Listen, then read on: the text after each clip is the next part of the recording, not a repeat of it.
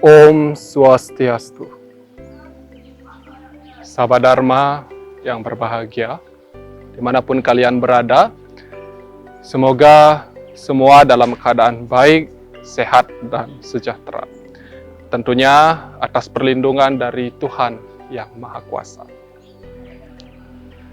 Sahabat Dharma yang terkasih, pada kesempatan yang baik ini, izinkan saya mengucapkan beberapa patah kata dalam channel Pelita Dharma kali ini, yang saya beri judul Kembali ke Sumpah Palapa.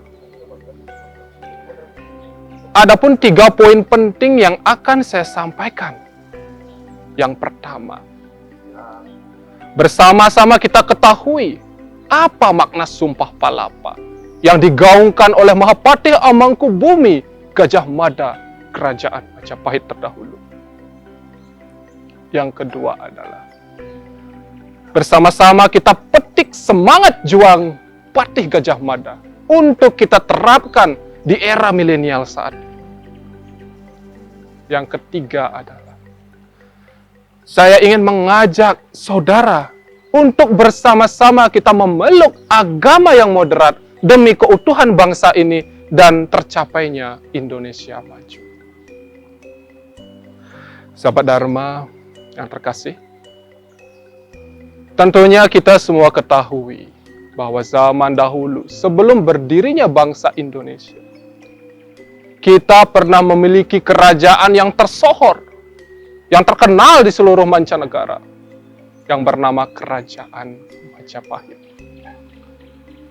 Kerajaan Majapahit ini dahulu hanya sebuah hutan yang bernama Hutan Tarik. Yang konon di tengah-tengahnya ada ladang yang sangat luas sehingga pada malam hari sinar rembulan dapat menyinar terang di tengah hutan tersebut. Maka disebutlah daerah tersebut menjadi Trowulan atau terang bulan. Ketika Raden Wijaya diberikan hibah hutan itu oleh Prabu Jayakatwang kala itu. Di sana ia melihat begitu banyak buah maja yang begitu dirasakan rasanya sangat pahit. Kemudian dikenal daerah tersebut menjadi daerah Majapahit.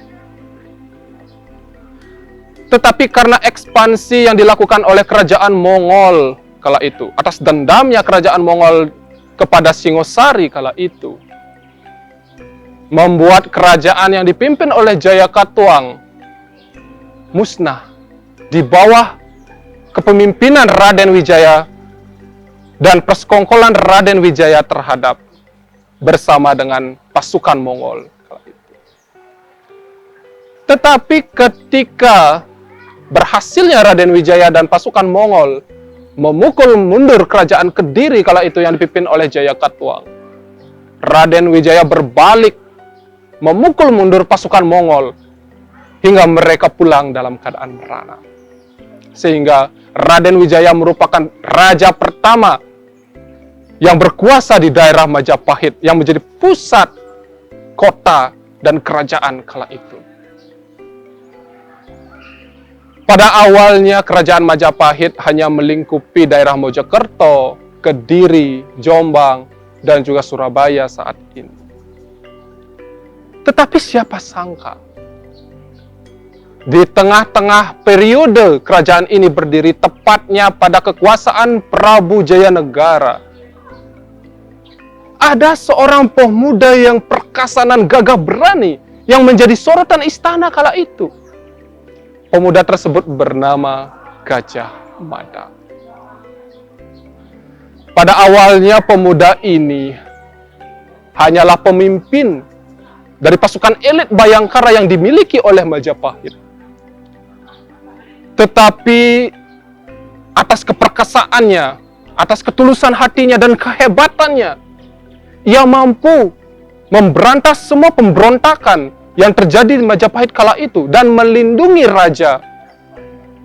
Salah satunya adalah pemberontakan Rakuti yang sangat besar kala itu, yang ingin menggulingkan kerajaan Majapahit kala itu. Atas jasa besar ini, kemudian Gajah Mada pun diangkat menjadi Patih Kahuripan di Daha. Pada saat kerajaan Tribuana Tunggadewi, Patih Gajah Mada ini hendak diangkat menjadi Mahapatih Amangkubumi di kerajaan Majapahit. Tetapi beliau tidak serta-merta menerimanya. Beliau ingin membuat suatu perubahan terlebih dahulu di Majapahit. Beliau ingin berjasa terlebih dahulu di Majapahit. Salah satu jasa beliau yang terkenal adalah memberantas pemberontakan di Sedang dan Ketu kala itu, yang konon dapat memberantas kerajaan Majapahit di bawah kepemimpinan Tribuana Tunggadewi. Alhasil, Gajah Mada berhasil memberantas semua pemberontakan yang ada di Majapahit kala itu. Dan ia pun diangkat menjadi Mahapatih Amangkubumi di kerajaan Majapahit. Pada saat pelantikan Gajah Mada, beliau tiba-tiba mengucapkan sumpah di hadapan seluruh penjuru istana. Sumpah itu kini dikenal menjadi Sumpah Palapa. Isi Sumpah Palapa seperti berikut ini. Sira Gajah Mada, Mahapatih Amangkubumi Tan Ayun Amukti Palapa. Sira Gajah Mada, lamun huwus kalahin Nusantara isun Amukti Palapa. Lamun kalah ring Gurun, ring Sadeng, ring Tanjung Pura, ring Dompe, ring Haru, ring Sunda, ring Bali, ring Tumasik, samana isun Amukti Palapa.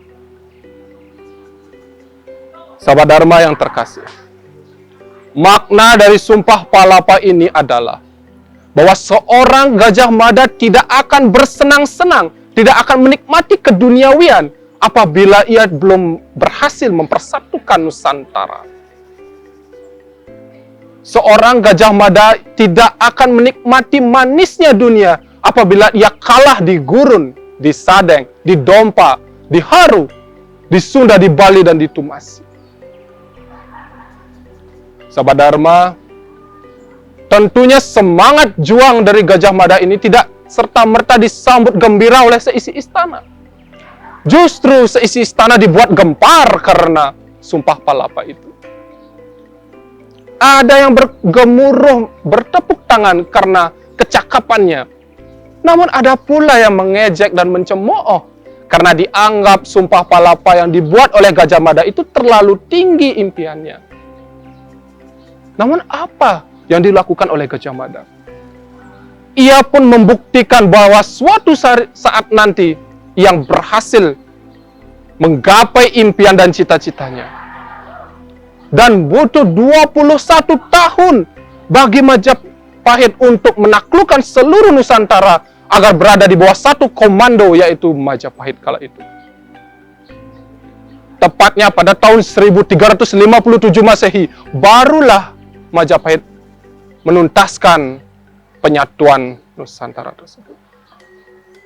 Sahabat Dharma yang berbahagia, hendaknya semangat juang dari Majapahit ini kita petik di era milenial sekarang. Bahwa dengan mewujudkan impian kita itu butuh kerja keras. Apabila kita ingin menyampaikan impian kita, mewujudkan impian kita, itu butuh sesuatu yang sangat besar. Butuh sebuah berata ataupun butuh sebuah puasa.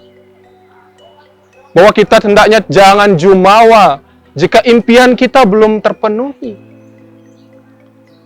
Sumpah Palapo pun juga digaungkan oleh Sumpah Pemuda, oleh putra-putri bangsa kita terdahulu, yang disebut dengan Sumpah Pemuda yang jatuh pada tanggal 28 Oktober 1928. Isi Sumpah Pemuda sebagai berikut.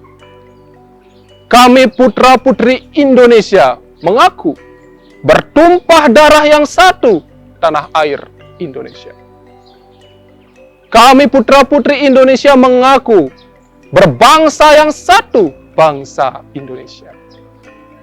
Kami putra-putri Indonesia mengaku menjunjung tinggi bahasa persatuan, bahasa Indonesia. Suatu hal untuk mempersatukan bangsa kita, agar kita semakin raket antar persaudaraan kita di antar wilayah, agar perekonomian kita menjadi lebih kuat, tidak mudah dijajah oleh bangsa asing. Maka segala bentuk kehancuran bangsa itu dimulai dari pengkhianatan oleh rakyat kita sendiri. Seperti yang dikatakan oleh Bung Karno, bahwa musuh yang terbesar itu adalah rakyat kita sendiri. Rakyat yang mabuk akan budaya asing, yang kecanduan agama, yang rela membunuh demi menegakkan bangsa asing. Oleh karena itu, sahabat sedharma sekalian, kita sebagai penerus generasi-generasi kita terdahulu yang begitu menumpahkan darah, keringat, dan air mata untuk mempersatukan dan memperkuat bangsa kita, maka kita saat ini cukup dengan menjaganya saja, tanpa harus menumpahkan darah, apalagi air mata. Caranya bagaimana? Dengan menegakkan agama yang moderat. Dengan menjalankan agama yang moderat. Agama yang moderat itu seperti apa? Agama yang moderat itu adalah menaruh agama di dalam hati diri sendiri, tanpa harus mengusik keyakinan orang lain. Agama yang moderat, agama yang terbuka kepada kemajuan zaman, yang memiliki nilai positif untuk diri sendiri dan bangsa ini. Agama yang moderat adalah agama yang mencintai budaya leluhur sendiri, tanpa harus ikut-ikutan budaya asing. Maka dengan demikian, kita akan menjadi semakin raket antar wilayah-wilayah, tidak pernah lagi saling membuli antar suku, ras, dan agama. Tidak lagi kita saling menyentil keyakinan orang lain. Karena kita telah menjunjung tinggi ketuhanan di dalam hati nurani kita sendiri.